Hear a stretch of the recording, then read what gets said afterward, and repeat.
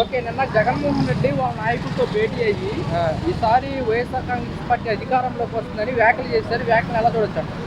మొన్న 11 వచ్చినాయి, ఆ పక్కన ఓడిపోద్ది, ఒకటి పోయి ఒకటే మిగులుద్ది. ఇవన్నీ పిచ్చి మాటలు. మేము వస్తాం, మేము అధికారంలోకి వస్తాం అనే మాట కళ. ఏ అధికారిని వదిలిపెట్టను, ఎక్కడున్నా అది తప్పు. ఏ అధికారిని వదిలిపెట్టను అంటే తప్పు. ఎవరు డ్యూటీ వాళ్ళు చేసుకుంటారు. మీ డ్యూటీ మీరు చేస్తాను, నా డ్యూటీ నేను చేస్తాను.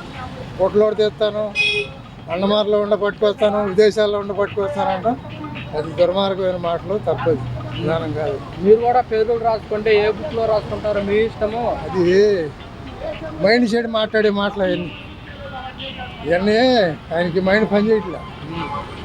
ఆయన కూడా ఈ దిక్కర కేసు ఇవన్నీ అయిపోతే అయ్యగారు కూడా తొందరగా వెళ్ళిపోతాడు.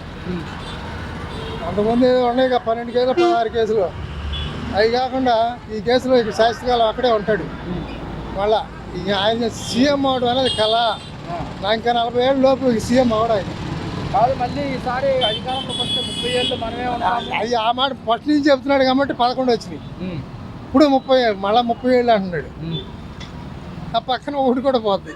ఈసారి కార్యకర్తలకి అండగా ఉంటాను, పెద్దపీట వేస్తా అని చెప్తున్నారు. బాబు, వైసీపీ కార్యకర్తలు, మేము వైసీపీ వాళ్ళు అంతా డెడిదోకి వచ్చారు, నమ్మారు. జనం ఇక నమ్మే పరిస్థితిలో లేరు.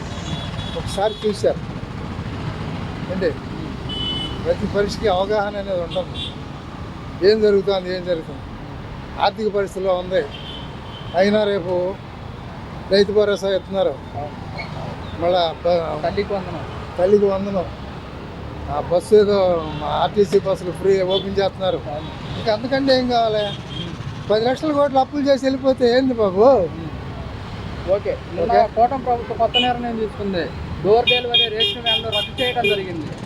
అది కరెక్టు.